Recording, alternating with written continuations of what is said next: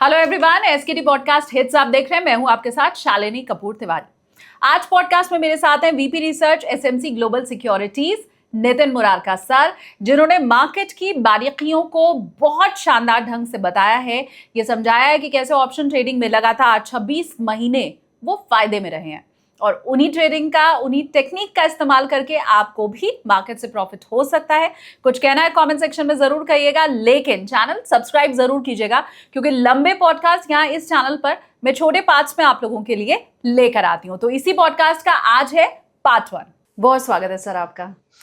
नमस्कार, thank you very much. सबसे पहला सवाल तो यही मैं पूछना चाहती हूँ सर कि बीते कई महीनों से मार्केट किधर जाएगा ये सिर्फ ट्रम्प साहब को ही पता था, उन्हें ही मालूम था। अब मैं ऐसा कहने वाला हूं तो मार्केट क्या रिएक्ट करेगा, बाकी किसी को नहीं मालूम था। अब जबकि अमेरिका और ईरान की जो टेंशन है वो थोड़ी कम होती हुई हमें दिखाई दे रही है, तो ऐसे में आपको क्या लगता है अब मार्केट में आगे क्या होने वाला है? और खासकर अगर मैं रिटेल निवेशकों की बात करूं, मेरी बात करूं, तो हमें किस नजरिए से देखना है मार्केट? देखिए, ये जो मार्केट में आप देखेंगे तो मार्च ऑनवर्ड्स यूएस और ईरान की टेंशन चालू हुई थी और उसके बाद से मार्केट में बहुत ज़्यादा वोलेटिलिटी हो गई थी। मार्केट आप देखेंगे तो 26,000 से 23,000 की तरफ आ गई थी।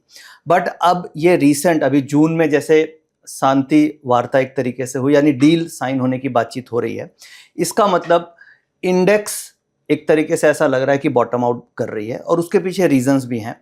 रीजंस ये हैं कि एक तो विक्स इंडेक्स हम लोग देखते हैं, विक्स अभी 15 के नीचे आ गया। 15 के नीचे आने का मतलब होगा कि मार्केट अब जो रिस्क प्रीमियम है उसको मार्केट अब डिस्काउंट कर रहा है कि मार्केट में बहुत ज़्यादा रिस्क नहीं है। दूसरा फैक्टर, जैसे जो मेन रिस्क आ रही थी वो क्रूड प्राइसेस से आ रहा था। क्रूड 125-26 जा करके अभी क्रूड आ गया 75-78। इसका मतलब ऊपर से क्रूड करीब 30-35% डाउन है। तो मेन रिस्क क्रूड से आ रहा था, जो जिससे इन्फ्लेशन का प्रेशर आ रहा था, इंटरेस्ट रेट पे प्रेशर आ रहा था, वो सब कूल डाउन हो गए। तो मुझे ऐसा लग रहा है कि इन सब फैक्टर्स को देखते हुए मार्केट अब धीरे धीरे बॉटम आउट बना के ऊपर की तरफ चलेगी। जहां रुपी डॉलर भी आप देख रहे थे कि रुपया 96-97 चला गया था, बट अब वापस से रुपी डॉलर भी कांस्टेंट 95-94 की तरफ आ रहा है। तो कुल मिला के अगर सारे इंटर मार्केट एनालिसिस करें तो मार्केट का यही सिग्नल मिल रहा है कि मार्केट अब बॉटम आउट होके ऊपर की तरफ जानी चाहिए।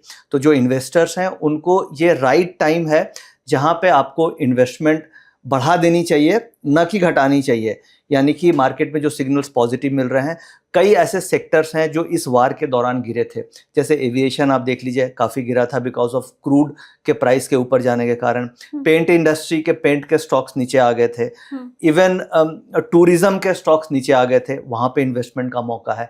बैंकिंग में भी इन्वेस्टमेंट का मौका है क्योंकि इंटरेस्ट रेट का प्रेशर था। तो कुल मिला के समरी यही है कि यहाँ से मार्केट आने वाले समय में बाय ऑन डिप रहेगी, यानी एवरी डिप पे आपको बाइंग अपॉर्चुनिटी मिलेगी। और अगर आप एसआईपी कर रहे हैं या म्यूचुअल फंड्स में कर रहे हैं या स्टॉक्स में इन्वेस्टमेंट कर रहे हैं, तो ये समय है जहां पे आपको पोर्टफोलियो इंक्रीज करना चाहिए। और मुझे ऐसा लगता है कि अब यहां से लेके 2027 यहां से पॉजिटिव रिटर्न मार्केट में देना चाहिए। तो कुल मिला के ये जो ट्रंप और यूएस और ईरान की जो डील साइन हुई है, इससे पॉजिटिव ही रहेगा। और आने वाले समय में जुलाई में एक और पॉजिटिव न्यूज़ आ सकती है, जो है ट्रेड डील की बातें। यानी कि अभी तक ट्रेड डील, इंडिया और यूएस के ट्रेड डील की भी जो डिस्प्यूट्स चल रही थी, उसका भी चांसेस लग रहा है कि जुलाई अगस्त तक वो भी नॉर्मलाइज हो जाएगी। तो उसके बाद फिर आपको रैली मिलेगी। तो मैं तो ऐसा मान रहा हूँ कि आने वाले समय में मार्केट अब यहाँ से वापस 25,000 की तरफ जाएगी। तो आपको यहाँ से इन्वेस्टमेंट बिल्कुल बरकरार रखना चाहिए और आप नया इन्वेस्टमेंट भी कर सकते हैं।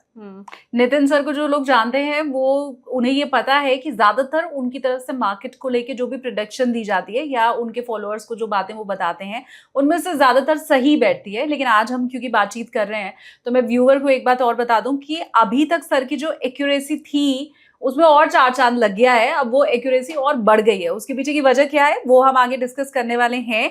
और ये भी मैं आप लोगों को बता दूं कि लास्ट टाइम जब मैंने सर से बात की थी तो लगातार वो 22वां महीना था जब सर प्रॉफिट में थे। अब वो बढ़ गया है, मतलब वो रिकॉर्ड टूटा नहीं है, वो अब और बढ़ गया है। 22 महीना जो लगातार था वो बढ़ के 26 महीना हो गया। मतलब 26 महीने से लगातार सर प्रॉफिट दे रहे हैं और उनके साथ जो जुड़े हुए लोग हैं वो खुद ये बात मानते हैं, मुझे कमेंट करके बताएंगे भी। अब सर ये जो आपकी एक्यूरेसी बढ़ी है उस पर मैं आगे आऊं, उसके पहले अभी आपने ये कहा कि विक्स इंडेक्स 15 के नीचे आ चुका है। जी। आप एक रफ आइडिया हमें प्लीज देंगे कि हम इसको कैसे देखें, और फिर कितने के ऊपर जाए तो हम घबराना शुरू कर दें, और कितने के नीचे आए तो हम शांत हो देखिए, जाएं? बहुत आपने सही सवाल पूछा। जो विक्स है इसे हर ऑप्शन बायर या सेलर को हमेशा देखना चाहिए, और इसे बैंड में डिवाइड करना चाहिए। एक बैंड हो गई 10 से 15 के बीच में, दूसरी बैंड होती है 15 से 20 के बीच में, और थर्ड आप 20-25 और 25 से फिर ऊपर वाली बैंड।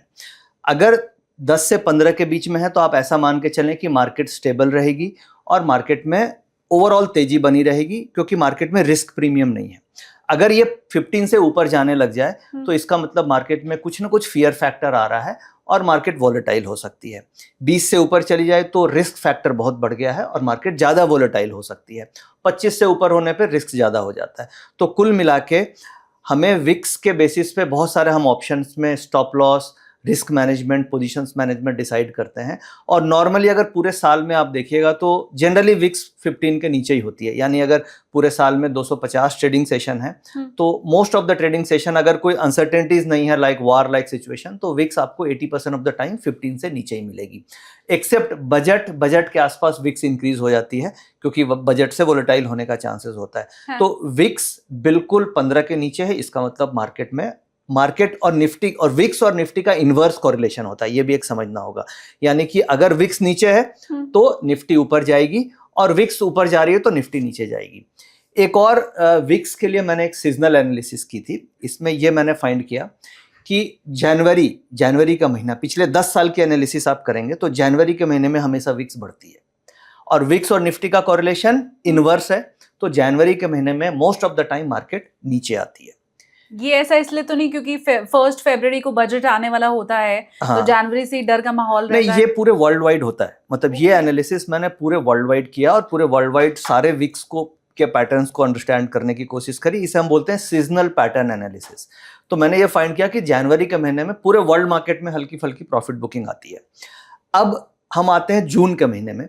तो जून और जुलाई ये 2 महीने ऐसे होते हैं जिस समय विक्स गिरती है मोस्ट ऑफ द मंथ्स में। यानी पिछले 10 साल का अगर हिस्टोरिकल एनालिसिस कीजिएगा, अभी जैसे जून में हम लोग ये बातचीत कर रहे हैं, हाँ। तो अभी जून के महीने में विक्स गिर के 18-19 से गिर के 13-14 आ गई है। तो जून के इस साल भी, यानी ये 11वां साल है जब हमने देखा कि जून के महीने में विक्स गिरी। तो जून का महीना में विक्स गिरने का मतलब इनवर्स कोरिलेशन विथ निफ्टी, यानी निफ्टी ऊपर आ गई। तो जून में निफ्टी का लो था 23,200, अभी चल रही है 24,000। तो बहुत अच्छी रैली मिल गई। एक और यहाँ पे मैं आपको बताना चाहूंगा कि जून से बेटर जुलाई का महीना होता है। यानी जुलाई में हायर प्रोबेबिलिटी होती है कि विक्स नीचे रहेगी और मार्केट ऊपर रहेगी। यानी कि अगर आप ये पॉडकास्ट देख रहे हैं तो आप यहाँ से लर्निंग आपकी ये है कि जून और जुलाई में आपको बुलिश प्ले करना है और जनवरी के महीने में आपको बेयरिश प्ले करना है। फिर एक और फाइंडिंग यहाँ पे है अगस्त का महीना। अगस्त के महीने में अगर आप सीजनल एनालिसिस कीजिएगा तो अगस्त के महीने में most of the time VIX ऊपर जाती है, यानी कि निफ्टी में प्रॉफिट बुकिंग आ सकती है। यानी जून और जुलाई में तेजी खेलना है, अगस्त में थोड़ा प्रॉफिट बुकिंग करना है, और फिर जाके दिसंबर में वापस से सीजनल पैटर्न ये बोलता है कि विक्स गिरती है तो मार्केट ऊपर जाती है। तो ये कुछ पॉइंटर, जैसे आपने विक्स का सवाल किया तो विक्स पे मैंने काफी रिसर्च किया है, तो उससे जो मेरी फाइंडिंग रही ये उसकी फाइंडिंग है कि जनवरी में प्रॉफिट बुकिंग, जून जुलाई में तेजी, अगस्त में फिर से प्रॉफिट बुकिंग, और फिर से दिसंबर में तेजी आती है। और मैं आपसे जब बात करती हूँ तो मैं हमेशा ये कहती हूँ कि आप चीजों को इतना इजी करके बता देते हैं कि उसे समझना बहुत आसान होता है। अच्छा, ये विक्स इंडेक्स कहाँ पे देख सकते हैं? विक्स इंडेक्स मनी कंट्रोल की वेबसाइट पे आप देख सकते हैं। मनी कंट्रोल की वेबसाइट पे आप सिंपल डालिए कि विक्स सीजनल पैटर्न, तो आपको पूरा डेटा मिल जाएगा। या फिर वैसे फ्री देखना है तो मनी कंट्रोल की वेबसाइट है, हाँ। वहाँ पे आपको सारा डेटा चार्ट्स भी मिलते हैं और विक्स का सीजनल एनालिसिस भी कर सकते हैं। जो मैंने अभी सीजनल एनालिसिस आपको सिखाई, अगर आप ये खुद से देखना चाहते हैं तो आप जाके मनी कंट्रोल की वेबसाइट पे देख सकते हैं। वहाँ पे सारा डेटा फ्री में अवेलेबल है। तो अभी तो बातचीत की शुरुआत ही हुई है और आप कैसे फ्री में ये इंडेक्स चेक कर सकते हैं। और आपको ये अभी मालूम चल गया कि जुलाई में आपको मार्केट थोड़ा अप जाते हुए दिखाई देगा। जनवरी आप मोस्टली ये मान के चलिए, जी, है ना, कि मोस्टली मतलब पिछले 10 साल में तो 10 के 10 साल ही जो जनवरी का महीना है उसमें मार्केट मतलब विक्स ऊपर गई है, निफ्टी नीचे की तरफ गई है। तो जैसे शालिनी जी देखिए, विक्स की हम लोग बातचीत कर रहे थे, तो विक्स का जो सीजनल पैटर्न है वो आप जनवरी के मंथ में आप देख सकते हैं। ये विक्स है और जनवरी में अगर आप देखिएगा तो 2026 में 43% विक्स ऊपर गई है, 25 में 12% और 2024 में 10%। तो इस तरीके से अगर पिछले 10 साल आप एनालाइज करें 18 से लेके 2026 तक, तो एवरेज 20% का जंप जनवरी में विक्स में आता है। हाँ। फरवरी में भी थोड़ा पॉजिटिव रहा है। मार्च पॉजिटिव इसलिए दिख रही है क्योंकि आउटलायर है 2026 में, क्योंकि 2026 में यूएस और ईरान का जो टेंशन्स हुई थी जिसके कारण मार्च में विक्स बढ़ी थी। उसके बाद से अप्रैल में जून में देखिए अभी हम लोग जो बातचीत कर रहे हैं एवरेज विक्स गिरती है, पिछले 4 सालों से विक्स 5 सालों से गिर रही है। राइट। यानी कि विक्स का गिरना मार्केट के लिए पॉजिटिव साइन है। जुलाई में भी विक्स गिरती है, यानी आने वाले मंथ में जुलाई में भी पॉजिटिव होने के चांसेस हैं। और फिर आगे अगस्त सितंबर में थोड़ी प्रॉफिट बुकिंग आती है। तो इस तरीके से विक्स को बिल्कुल सभी ऑप्शन बायर को देखना चाहिए ताकि वो अपनी ट्रेडिंग की पोजीशंस को इसके हिसाब से थोड़ा सीजनल पैटर्न के हिसाब से एनालाइज कर सकते हैं। और इसका होता है रिवर्स कोरिलेशन, यानी कि अभी हम लोग विक्स देख रहे हैं, मान लीजिए विक्स की जगह मैं निफ्टी के सीजनल पैटर्न को देखते हैं कि क्या जनवरी में विक्स बढ़ी तो क्या निफ्टी गिर रही थी। तो क्योंकि इन्वर्स कोरिलेशन होती है, तो अगर हम निफ्टी 50 पे यही एनालिसिस करके देखते हैं सेम, तो यहाँ पे आप देख सकते हैं कि निफ्टी 50 पे जनवरी में करीब करीब सारे मंथ नेगेटिव हैं और वहीं जून और जुलाई में पॉजिटिव रिटर्न मिल रहा है। राइट। तो अभी विक्स जून के महीने में नीचे आ गई है। हाँ। तो इसका मतलब निफ्टी में पॉजिटिव रिटर्न मिलने के चांसेस है, जुलाई में भी पॉजिटिव रिटर्न मिलने के चांसेस है एज पर सीजनल एनालिसिस। तो विक्स कुल मिला के सभी को देखना चाहिए और इससे बहुत अच्छा क्लूज मिलता है, क्योंकि ये एक तरीके से फियर फैक्टर को इंडिकेट करती है। मार्केट में फियर नहीं है इसका मतलब मार्केट ऊपर जाएगी, फियर है तो मार्केट वोलेटाइल हो सकती है। और मेरे ख्याल से बहुत से ऐसे ट्रेडर होंगे जरूर जो विक्स इंडेक्स के ऊपर बिल्कुल ध्यान नहीं देते होंगे, या ऐसे लोग भी होंगे शायद जिन्हें विक्स के बारे में मालूम ही नहीं होगा। मुझे कमेंट करके बताइए, अगर आप जानते थे तो क्या आप विक्स इंडेक्स की मदद लेते थे, ये मुझे कमेंट करके आप जरूर बताइएगा।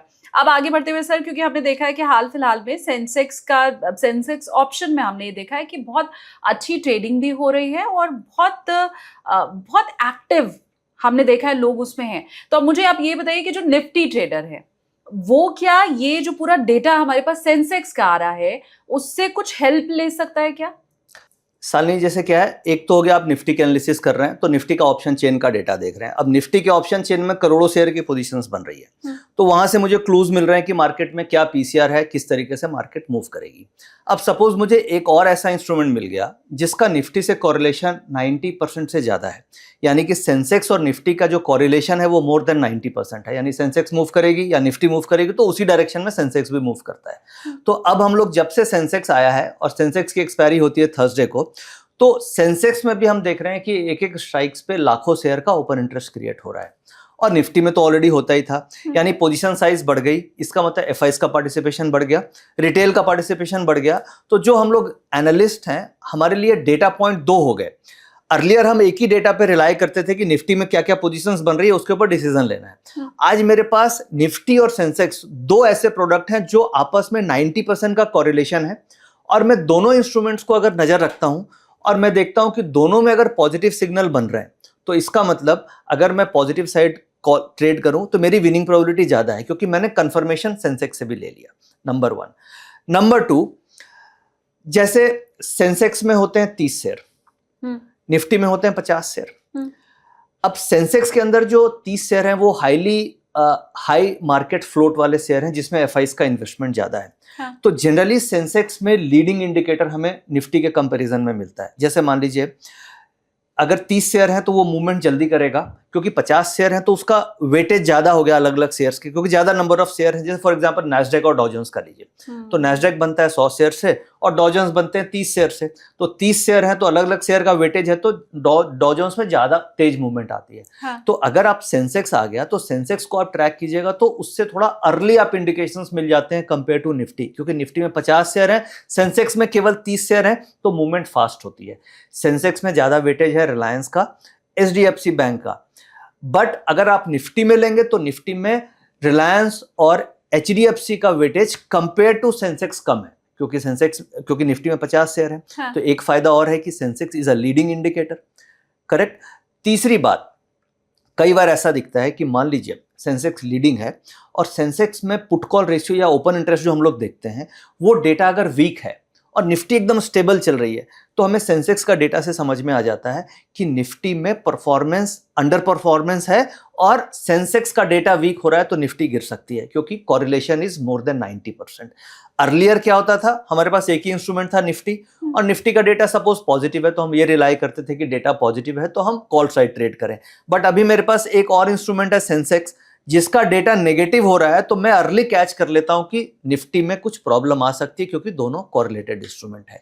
तो ये तो हो गया सिंपल। हाँ. अब इसका एक और हम लोगों ने सॉल्यूशन निकाला, हम लोगों ने डेवलप किया एक कंबाइंड पीसीआर, यानी कि जब हमें दो इंस्ट्रूमेंट को देखना है तो क्यों ना एक ऐसा पीसीआर कैलकुलेट किया जाए जिसमें निफ्टी का भी ओपन इंटरेस्ट का डेटा हो और सेंसेक्स का भी ओपन इंटरेस्ट का डेटा हो, और उसमें साथ साथ हमने बैंक निफ्टी का भी डेटा मिक्स कर दिया, क्योंकि बैंक निफ्टी में भी ऑप्शंस में ट्रेड होती है। तो इन तीनों को कंबाइन करके, इन तीनों के ऑप्शन चेन को कंबाइन करके एक पीसीआर कैलकुलेट किया, जिसे हम बोलते हैं कंबाइंड पीसीआर।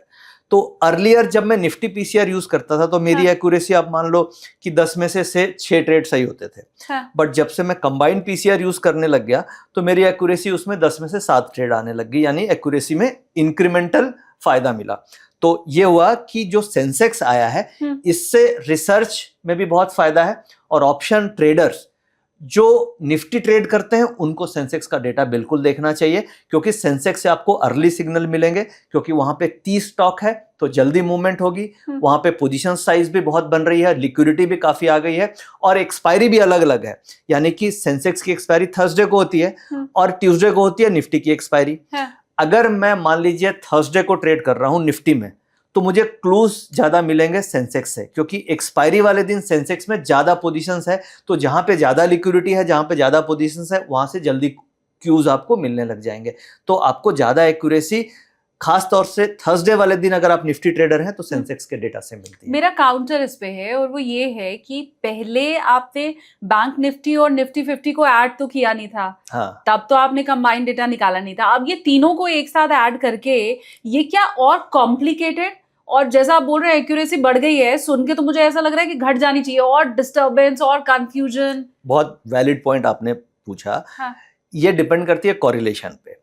अब अगर आप दो नॉन कोरिलेटेड यानी लो कोरिलेटेड इंडेक्स का अगर आप पीसीआर कैलकुलेट करेंगे तो वो कॉम्प्लिकेटेड हो जाएगी। मतलब अगर हम सिर्फ बैंक निफ्टी और निफ्टी की बात करेंगे तो इन दोनों का कोरिलेशन अप्रोक्सीमेटली 60-70% है। क्यों? क्योंकि बैंक निफ्टी का वेटेज निफ्टी में कितना है? 37%। उसमें रिलायंस भी है, आईटी भी तो है, ऑटो भी है, एफएमसीजी भी है। कोरिलेटेड है, but compare to Sensex correlation कम है। सेंसेक्स का जो कोरिलेशन है निफ्टी के साथ वो अप्रोक्सीमेटली 95-96% कोरिलेशन है, यानी कि सेंसेक्स अगर ऊपर जा रहा है तो निफ्टी के 96% चांसेस है कि निफ्टी भी ऊपर जाएगी। बट अगर बैंक निफ्टी ऊपर जा रही है तो जरूरी नहीं है निफ्टी नीचे ऊपर तो जाएगी। बैंक निफ्टी हटा दें अगर हम फिर सेंसेक्स और निफ्टी को ही अगर कंबाइन करके और उसका कंबाइन पीसीआर निकालें, तो और बेहतर नहीं हो जाएगा? नहीं, तो फिर उसमें क्या है, हो सकता है, कर सकते हैं, बट उसमें बैंक निफ्टी का वेटेज क्योंकि निफ्टी में 37% है, और तो हम लोगों ने उसको कंबाइन करके बैक टेस्ट किया। एक हम लोगों ने बैक टेस्ट किया कि निफ्टी और सेंसेक्स, और एक हमने बैक टेस्ट किया कि निफ्टी, बैंक निफ्टी और सेंसेक्स तीनों को कंबाइन करते हैं तो कैसी एक्यूरेसी मिलती है। तो हमें कंपैरेटिवली इसमें ज्यादा अच्छे क्यूज मिले, क्योंकि बैंक निफ्टी का वेटेज निफ्टी में 37% है और सेंसेक्स में करीब 40% के आसपास है। तो ये बहुत इंपॉर्टेंट इंडेक्स हो गया, इसलिए इसमें हम लोगों ने वेटेज इंक्लूड किया। इसमें थोड़ा वेटेज का डिफरेंस किया, यानी कि अलग अलग किस हिसाब से वेटेज देना है उसके ऊपर हम लोगों ने काम किया, तो हमें ज्यादा एक्यूरेसी कॉम्बिनेशन में आई। तो इसलिए ऑनेस्टली मैं फर्स्ट टाइम सुन रही हूँ ऐसा कोई भी कॉम्बिनेशन या कंबाइंड पीसीआर, मैं फर्स्ट टाइम सुन रही हूँ। लेकिन मैं ये जानना चाहती हूँ आपसे कि क्या इसके ऊपर कोई और भी काम कर रहा था मार्केट में? ये आइडिया कैसे आया आपको? ये आइडिया आया लाइव मार्केट में जब हम लोग ट्रेडिंग करते हैं तो कई बार ऐसा होता था कि आपने भी ऑब्जर्व किया होगा कि निफ्टी 400 पॉइंट ऊपर है, और सॉरी बैंक निफ्टी 400 पॉइंट ऊपर है और निफ्टी केवल 20-30 पॉइंट ही ऊपर चल रही है। हाँ. ऐसा कई बार होता है, या निफ्टी 200 पॉइंट ऊपर और बैंक निफ्टी फ्लैट है। तो वो एक तो हम लोगों ने ये फाइंड किया कि ऐसे सिचुएशन में कैसे ट्रेड करें, क्योंकि निफ्टी स्ट्रांग दिख रही है, बैंक निफ्टी वीक दिख रही है, और डेटा पीसीआर का जो डेटा है वो निफ्टी का स्ट्रांग है, बैंक निफ्टी का डेटा नेगेटिव आ रहा है, तो कंफ्यूजन क्रिएट होती थी कि ट्रेड कैसे लें। तो उस केस में हम लोगों इस कंफ्यूजन को दूर करने के लिए हमने कंबाइन कर दिया पीसीआर। अब इससे क्या होता है कि जब आप कंबाइन करते हैं तो आपको एक फ्रेम माइंड में आपको एकदम क्लैरिटी मिलती है कि ओवरऑल पीसीआर नेगेटिव है तो मुझे पुट साइड ही ट्रेड करना है। जैसे मैं अभी आपको स्क्रीन पे दिखाता हूं, आप ये देख सकते हैं कि ये जो डेटा अभी बन रहा है ये कंबाइंड पीसीआर मेरे सामने चल रहा है। कंबाइंड पीसीआर में ये देखिए, कंबाइंड पीसीआर ये दिख रहा है और कंबाइंड पीसीआर में कॉल साइड में, यानी ये जो कॉल साइड हमें दिख रही है 97% दिख रही है। अब अर्लियर हम क्या करते थे, केवल निफ्टी का डेटा देखते थे, बट यहाँ पे 97% कॉल की पोजीशन सेंसेक्स में, बैंक निफ्टी में और निफ्टी में, तीनों के पोजीशंस को मिला दूं तो करीब 97% कॉल में पोजीशंस बनी हुई और पुट में केवल 2% है। तो सिग्नल मेरा वीक आ रहा है, तो हम लोग जीरो से नीचे है तो कंटिन्यूअस मार्केट नीचे की तरफ जा रही है तो हम केवल पुट ऑप्शंस में ट्रेड कर रहे हैं। अब यहाँ पे साइमल्टेनियसली हम यहाँ पे निफ्टी को भी देखते हैं। अब देखिए निफ्टी की भी लगा रखी है तो निफ्टी में 87% है और पुट में 12% के आसपास है। अब मान लीजिए मैं यहाँ पे चाहता हूँ कि कंबाइन के साथ साथ मुझे यहाँ पे सेंसेक्स देखना है, फॉर एग्जांपल सेंसेक्स, तो देखिए मैंने यहाँ पे सेंसेक्स में 59% पोजीशंस है और मान लीजिए मुझे यहाँ पे बैंक निफ्टी भी देखनी है तो बैंक निफ्टी भी मैं ऐसे देख सकता हूँ। तो ये सारा ऑटो ट्रेडर के अंदर हम लोगों ने डेवलप किया है कंबाइंड पीसीआर। कंबाइंड पीसीआर का मेन फायदा होता है कि आपको अलग अलग इंडेक्स के पीसीआर को देखने की जरूरत नहीं है। केवल एक कंबाइंड पीसीआर देखने से आपको माइंड में क्लैरिटी मिलती है कि मुझे किस साइड ट्रेड करना है। कई बार ऐसा मार्केट में होता है कि बैंक निफ्टी का अलग दिख रहा है, निफ्टी का अलग दिख रहा है, सेंसेक्स निफ्टी करीब करीब सेम दिखते हैं बट निफ्टी और बैंक निफ्टी अलग अलग दिखते हैं। तो उसके लिए हम लोगों ने कंबाइंड पीसीआर डेवलप किया और इससे एक्यूरेसी तो बढ़ी है। जैसे मैंने अब अर्लियर भी बोला कि पहले हमें 10 में से 6 ट्रेड सही होते थे, अब 10 में से 7 ट्रेड सही होने लगे, तो 70% तक एक्यूरेसी आने लग गई इससे। तो अभी आप जितना भी काम कर रहे हैं या आप जो भी रिसर्च करते हैं अब वो कंबाइंड पीसीआर के आधार पे बिल्कुल, हमने एक रूल बना रखा है कि हम ट्रेड इंट्राडे में कंबाइंड पीसीआर के अगेंस्ट नहीं लेंगे। जो भी ट्रेड लेंगे जिस साइड कंबाइंड पीसीआर है उसी डायरेक्शन में ट्रेड लेने की कोशिश करेंगे। यानी कि अगर आप यहाँ पे देख रहे हैं कंबाइंड पीसीआर 0 से नीचे है तो आज किसी भी कंडीशन में मैं ट्रेड दूंगा तो केवल पुट ऑप्शन का दूंगा, कॉल ऑप्शन का ट्रेड नहीं होगा। और अगर ये पीसीआर 0 से ऊपर होता तो हर अटेम्प्ट कॉल ऑप्शन में ही होता, पुट ऑप्शन में अटेम्प्ट नहीं होता। हो सकता है कभी ट्रेड गलत होंगे, रिस्क मैनेजमेंट वहां पे हम करते हैं, बट अगर इस मेथड पे आप काम कीजिएगा तो मैं आपको दावे के साथ बोल सकता हूं कि महीने में आपके 22 ट्रेडिंग सेशन होते हैं तो आप कम से कम 15 ट्रेडिंग सेशन प्रॉफिट लेके जाइएगा। अब मुझे एक चीज आप बताइए, आपने इसके रिसर्च के लिए, जैसे अभी आपने मुझे विक्स इंडेक्स दिखाया तो आपने मुझे 10 साल का डेटा दिखाया कि इतना तो मैंने टेस्ट किया है। अब इसकी रिसर्च में आपने कितना टाइम दिया, कितने महीनों का डेटा आपने चेक किया? ये इसलिए भी क्योंकि पेंडेमिक के टाइम हमने देखा लोगों ने वैक्सीन लगवा ली लेकिन ये बोला इस पे रिसर्च तो ठीक से हुई नहीं थी, इजीली हार्ट अटैक आ रहा है। तो ये जो आपका है इस पे ठीक से रिसर्च हुई है, हार्ट अटैक तो नहीं आएगा? डेटा लिमिटेड है क्योंकि सेंसेक्स का डेटा आपके पास लिमिटेड डेटा है, निफ्टी का तो आपके पास पुराना डेटा है। हाँ। तो सेंसेक्स निफ्टी पे तो हम लोगों ने बहुत बैक टेस्ट भी कर रखा है और लाइव तो मैं पिछले 6 साल से सेंसेक्स को कम्युनिटी के थ्रू कर रहा हूँ और 2004 से मैं निफ्टी ऑप्शंस पे काम कर रहा हूँ। जब मंथली एक्सपायरी होती थी उस समय से मैं पीसीआर डेटा पे काम कर रहा हूँ। 2004 से आप समझ सकते हैं 22 साल हो गए मुझे निफ्टी ऑप्शंस के पीसीआर डेटा को 2017 से तो मैं ही देख रही हूँ सर आपको सामने तो से। हाँ। पीसीआर डेटा के ऊपर तो मैंने काफी काम करी है, खासतौर से निफ्टी पे। फिर वीकली ऑप्शंस आ गई तो इसकी एक्यूरेसी और अच्छी मिलने लग गई। बट जब से सेंसेक्स और बैंक निफ्टी है तो सेंसेक्स पे हम लोगों ने करीब मुश्किल से 6-8 महीने कोई बैक टेस्ट किया होगा क्योंकि लिक्विडिटी तब से आई है। तो सेंसेक्स का की बैक टेस्टिंग मेरे पास आप मान लें कि 6 महीने के आसपास की है और निफ्टी की तो मेरे पास आप 10 साल तक का भी बैक टेस्टिंग बोल सकते हैं। तो 6 महीने का भी डेटा से हमें ये समझ में आ गया क्योंकि 6 महीने में ट्रेडिंग सेशन आप बहुत होते हैं, 22 ट्रेडिंग सेशन 1 महीने में हो गए तो आप मान लीजिए 130 ट्रेडिंग सेशन अगर आप बैक टेस्ट करते हो और उसमें अगर आपको एक्यूरेसी मिल गई तो 130 ट्रेडिंग सेशन भी सफिशिएंट हो गए। तो 6 महीने की बैक टेस्टिंग मेरे पास सेंसेक्स की है। अब इसके अलावा कोई निफ्टी और बैंक निफ्टी सेंसेक्स ये तो हमें समझ में आ गया, लेकिन क्या अगर हमें एक खास स्टॉक को समझना है तो उसमें भी हेल्प मिलती है क्या? देखिए कोई ऐसा डेटा स्टॉक के लिए भी है क्या? स्टॉक्स का बिहेवियर अलग होता है क्योंकि स्टॉक्स की एक्सपायरी होती है मंथली। हाँ। और ऑप्शंस की एक्सपायरी जो निफ्टी और सेंसेक्स हैं इसकी एक्सपायरी होती है वीकली। ऑप्शंस में ज्यादातर ट्रेडर्स पोजीशंस होती है और स्टॉक में इन्वेस्टमेंट पोजीशंस बहुत होती है।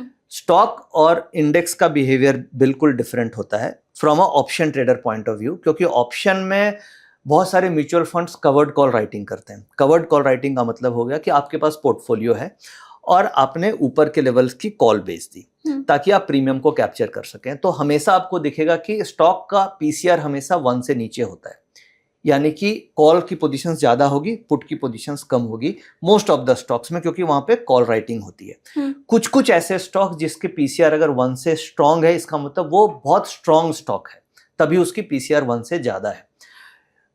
स्टॉक्स में काम करने के लिए जो ये ऑप्शंस का डेटा है, ये हम लोग लास्ट वीक में यूज करते हैं जब एक्सपायरी के आसपास हम लोग चले जाते हैं, यानी लास्ट ट्यूसडे को एक्सपायरी होती है, तो लास्ट वीक में जैसे ही आप जाने लग जाएंगे वहां पे स्टॉक ऑप्शंस का डेटा, पीसीआर का डेटा काम करता है। बट ये सारे स्टॉक्स में काम नहीं करता है। जो निफ्टी के टॉप 10 स्टॉक्स हैं जैसे रिलायंस, इन्फोसिस, इन सब में अच्छे से काम करता है। अब यहाँ पे आपका एक सवाल का एक और आंसर देता हूँ कि स्टॉक्स के लिए कौन सा डेटा ज्यादा काम करता है। ठीक है, उसके लिए काम करता है डिलीवरी का डेटा। डिलीवरी का डेटा मतलब ये हुआ कि कोई भी स्टॉक के वॉल्यूम्स हो रहे हैं, सपोज किसी स्टॉक में वॉल्यूम हुआ 1 करोड़ शेयर का, और उस स्टॉक में उसका डिलीवरी वॉल्यूम यानी कि जो डिलीवरी कैरी हुई वो सपोज कीजिए 20% है, यानी 1 करोड़ में से 20 लाख शेयर ही कैरी फॉरवर्ड हुए, तो कितना परसेंट डिलीवरी कैरी हुआ? 20%, यानी 80% उसमें ट्रेडिंग वॉल्यूम है। तो जिस स्टॉक में ट्रेडिंग वॉल्यूम ज्यादा है उस स्टॉक में हमें इन्वेस्टमेंट नहीं करना चाहिए, क्योंकि वहां पे कमिटमेंट ऑफ कैपिटल नहीं है। जैसे फॉर एग्जांपल मान लीजिए रिलायंस है, पूरे दिन में वॉल्यूम्स हो रहा है उसमें 1 करोड़ शेयर का फॉर एग्जांपल, और एक डिलीवरी परसेंटेज आती है, डिलीवरी का डेटा जो एनएससी की वेबसाइट में दिखता है, डिलीवरी डेटा। आप गूगल में जाके सर्च कीजिएगा और लिखिएगा डिलीवरी परसेंटेज, तो आपको डेटा एनएससी की वेबसाइट में दिख जाएगा।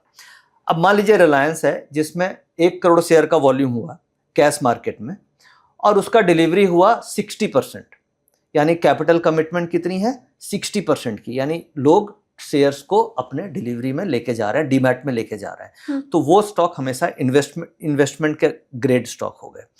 तो एज अ इन्वेस्टर, जैसे मान लीजिए आपको जब कभी भी इन्वेस्टमेंट करना हो, आपके पास एक सिंपलेस्ट मेथड है ये ट्रैक करने का कि ये स्टॉक स्पेकुलेटिव है या इन्वेस्टमेंट ग्रेड स्टॉक है। उसके लिए आप डिलीवरी परसेंटेज चेक कर लीजिए।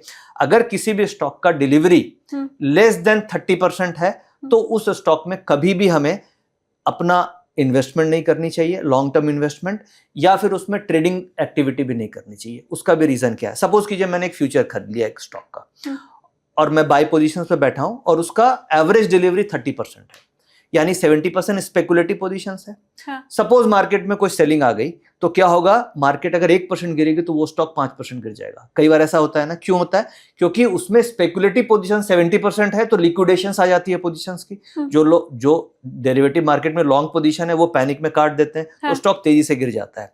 और कई स्टॉक में आप देखिएगा कि निफ्टी 1% गिरती है तो वो स्टॉक आधे % ही गिरता है, क्योंकि उसमें इन्वेस्टर्स बैठे हैं, तो वहां पे इन्वेस्टमेंट ग्रेड स्टॉक है। तो अगर आप एफएनओ में भी ट्रेडिंग कर रहे हैं तो आपको एफएनओ में वही स्टॉक सेलेक्ट करने चाहिए जो इन्वेस्टमेंट ग्रेड क्वालिटी के हैं, क्योंकि आपका कैपिटल प्रोटेक्शन इंपॉर्टेंट है, न कि प्रॉफिट इंपॉर्टेंट है। यानी कि ये एक बीटा फैक्टर होता है। बीटा का मतलब होता है कि निफ्टी के कंपैरिजन में वो स्टॉक कितना रिएक्ट करता है। जनरली अगर 1 बीटा है तो निफ्टी अगर 1% गिरेगी तो स्टॉक 1% नीचे जाएगा, और 1 से ज्यादा बीटा है तो निफ्टी से ज्यादा रिएक्शन आता है। तो जिन स्टॉक की डिलीवरी 30% से ज्यादा होती है वो हमेशा हाई बीटा स्टॉक्स बोलते हैं उसको। और हाई कंफर्म है, हाँ, mostly yes, high beta stock बोलते हैं। लॉजिक है ना कि अगर आप उसमें देखिए कि इन्वेस्टमेंट, कमिटमेंट ऑफ कैपिटल नहीं है और मार्केट में जरा सी भी नेगेटिव न्यूज आएगी तो वो स्टॉक फटाक से गिर जाएंगे, क्योंकि वहां पे लिक्विडेशंस हो जाती है ट्रेडिंग पोजीशंस की। बट अगर मेरा कमिटमेंट ऑफ कैपिटल है, वहां पे मेरी डिलीवरी पोजीशंस ज्यादा है, तो वो स्टॉक जल्दी से नहीं गिरेगा। जैसे फॉर एग्जांपल एचडीएफसी बैंक ले लीजिए, आप आईसीआईसी, आप इन्फोसिस पकड़ लीजिए, टीसीएस पकड़ लीजिए, आप रिलायंस इंडस्ट्रीज पकड़ लीजिए। ऐसे स्टॉक्स में सेलिंग में भी बहुत ज्यादा स्टॉक नहीं गिरते। तो डिलीवरी का डेटा, कोई भी ऑप्शन बायर हो या फ्यूचर ट्रेडर हैं या आप इन्वेस्टमेंट कर रहे हैं, आपको डिलीवरी का डेटा भी जरूर देखना चाहिए, और ये फ्री में मिलता है एनएससी की वेबसाइट पे। अब एक बड़ा सवाल आता है कि वो स्ट्राइक प्राइस क्या हो, कंफ्यूजन भी यहाँ पे क्रिएट होता है। तो मुझे आप ये बताएं कि आप जब सेलेक्ट करते हैं या आप जब रिसर्च कर रहे होते हैं तो आपको कैसे मालूम चलता है कि यही सही स्ट्राइक प्राइस है? ये डिपेंड करती है विक्स के ऊपर। अगर बहुत ज़्यादा वोलेटाइल रहेगी तो फिर आपका स्ट्राइक प्राइस सिलेक्शन भी उसी हिसाब से होगा, क्योंकि जब विक्स ज़्यादा होती है तो ऑप्शंस के प्रीमियम इंक्रीज हो जाते हैं, क्योंकि फियर फैक्टर ज़्यादा होगा तो प्रीमियम ज़्यादा हो जाएंगे मार्केट में। तो नॉर्मली जैसे अभी 15 से नीचे विक्स है, हाँ. तो जब 15 से नीचे विक्स है तो स्ट्रेट फॉरवर्ड आप at the money strike select करेंगे, यानी जिस लेवल पे मार्केट है, हाँ. 24,000 पे मार्केट है तो 24,000 की कॉल या 24,000 की पुट ऑप्शंस में आप ट्रेड करें, वो एट द मनी हम लोग सेलेक्ट करते हैं। अगर विक्स ऊपर चली गई तो विक्स के ऊपर जाने में क्या होता है, वेगा फैक्टर, विक्स का ऊपर ऑप्शंस के प्रीमियम को डिटरमाइन क्या क्या करता है, एक तो करता है विक्स यानी वोलेटिलिटी, वोलेटिलिटी बढ़ेगी तो प्रीमियम्स बढ़ जाएंगे। दूसरा टाइम कितना एक्सपायरी को बचा हुआ है, अंडरलाइंग का प्राइस कैसे मूव कर रहा है। तो स्ट्राइक प्राइस सिलेक्शन में विक्स का रोल बहुत ही ज्यादा है। अगर विक्स 15 से ऊपर चली गई, इसका मतलब एट द मनी का प्रीमियम कॉस्टली हो गया है। आप एट द मनी में करेंगे तो आपका रिस्क फैक्टर बढ़ जाएगा, क्योंकि प्रीमियम ज्यादा है, टाइम डीके ज्यादा हो सकता है। तो उस केस में हम एट द मनी से थोड़ा सा एक स्ट्राइक ऊपर ट्रेड करते हैं। तो बड़ा सिंपल ऐसे रखना है कि अगर आप विक्स 15 से नीचे है तो आप straight forward at the money में काम कीजिए जहां पे मार्केट चल रही है। जब आपको कन्विक्शन बहुत लग रही है कि नहीं एकदम श्योर शॉट मार्केट मूव कर जाएगी, तो उस केस में आप थोड़ा इन द मनी में भी जा सकते हैं, यानी कि जिस लेवल पे मार्केट है उससे अंदर इन द मनी। अगर विक्स ऊपर चली गई, जैसे मान लीजिए 15, 16, 17 विक्स चली गई, तो ऐसे केस में जिस लेवल पे मार्केट है वहां से 100 पॉइंट ऊपर की स्ट्राइक्स पे आप ट्रेड कीजिएगा तो जल्दी फायदा मिलेगा, क्योंकि मार्केट अगर मूव करेगी तो उसका प्रीमियम ज्यादा बढ़ेगा। उसके पीछे गामा फैक्टर होता है कि गामा फैक्टर ये बताता है कि डेल्टा कितना तेजी से मूव करेगा। ये थोड़ा ग्रीक्स कॉम्प्लिकेटेड हो गया, बट ये आप सिंपल समझो कि विक्स अगर 15 से ऊपर है तो 100 पॉइंट आउट ऑफ मनी करना है, और विक्स 15 से नीचे है तो एट द मनी में काम करना है। और विक्स 25 से ऊपर चली गई तो फिर आप ऑप्शन ट्रेडिंग कम कर दो या रिड्यूस कर दो, वो ज्यादा बेहतर रहेगी। ये मैंने पूछा नहीं होता तो पता नहीं चलता, क्योंकि मैं तो यही सोच रही थी कि विक्स इंडेक्स देख के आपको बस यही समझ में आएगा कि मार्केट कितना घबराया हुआ है। आपको यही समझ में आएगा क्योंकि आपने कहा कि निफ्टी उसके ऑपोजिट हमेशा उसका नेचर है, तो मुझे इतना ही मालूम होता है ये स्ट्राइक प्राइस में भी इतना इंपॉर्टेंट है। नहीं, विक्स बहुत काम किया। विक्स से आपको स्टॉप लॉस भी डिटरमाइन होता है। कैसे? क्योंकि देखिए विक्स का मतलब क्या होगा, विक्स का मतलब फियर, विक्स का मतलब वोलेटिलिटी, विक्स का मतलब हायर स्टैंडर्ड डेविएशन, ठीक है, विक्स का मतलब higher ATR, average true range, यानी हायर रेंज बन रही है। विक्स बढ़ेगी तो मार्केट की रेंज बढ़ेगी, विक्स बढ़ेगी तो मार्केट का डेविएशन मीन से ज्यादा हो जाएगा, क्योंकि विक्स का मतलब रेंज का एक्सपैंड होना। तो जब रेंज की एक्सपेंशन हो रही है और आप उसी स्टॉप लॉस पे काम करते रहेंगे जो आप नॉर्मल स्टॉप लॉस पे करते हैं, तो रेंज एक्सपेंशन में आपके स्टॉप लॉस फटाफट हिट हो जाएंगे। तो जब विक्स बढ़ती है तो ट्रिक ये होती है कि आप पोजीशन साइज कम करो और स्टॉप लॉस वाइड करो, क्योंकि विक्स अगर इंक्रीज हो रही है तो आप अगर पोजीशन साइज आपकी वही रहेगी और स्टॉप लॉस छोटा रहेगा तो आपका हिट होने के चांसेस ज्यादा रहेंगे। तो रिस्क को भी मैनेज करना है, तो उस केस में हम पोजीशन साइज कम करेंगे और स्टॉप लॉस को वाइड कर देंगे, ताकि मेरा स्टॉप लॉस हिट ना हो और मेरे को बड़ा लॉस नहीं हो, इसलिए हम पोजीशन साइज कम करते हैं। तो विक्स बहुत ही इंपॉर्टेंट है पोजीशन साइजिंग के लिए, रिस्क मैनेजमेंट के लिए, स्ट्राइक सिलेक्शन के लिए, स्टॉप लॉस के लिए और टारगेट्स के लिए। और एक और फैक्टर, विक्स अगर नीचे है तो मोस्ट ऑफ द टाइम हम सपोर्ट एंड रेसिस्टेंस पे ट्रेड करेंगे। ट्रेंडिंग मार्केट लोअर विक्स में नहीं होती है, हायर विक्स में ट्रेंडिंग मार्केट होगी। यानी अगर विक्स ऊपर रहेगा तो अपॉर्चुनिटी भी ज्यादा मिलती है, मार्केट ट्रेंड में चलती है। अभी आपने देखा होगा मई और जून में मार्केट रोज 200-300 पॉइंट का मूवमेंट दे रही थी, तो ऑप्शन बायर को ट्रेंड मिलता है। बट अभी ये जून के महीने में विक्स आ गई है 15 से नीचे, तो ऐसे केस में अगर आप ब्रेकआउट ट्रेड कीजिएगा तो आपको प्रॉफिट नहीं मिलेगा। कैसे करना होगा, सपोर्ट पे लेना है, रेसिस्टेंस पे बेचना है, यानी सपोर्ट एंड रेसिस्टेंस वाली ट्रेडिंग ज्यादा काम करेगी। तो विक्स अपने आप में बहुत ही इंपॉर्टेंट सब्जेक्ट है और ये हर तरीके से ऑप्शंस में आप इसको यूज कर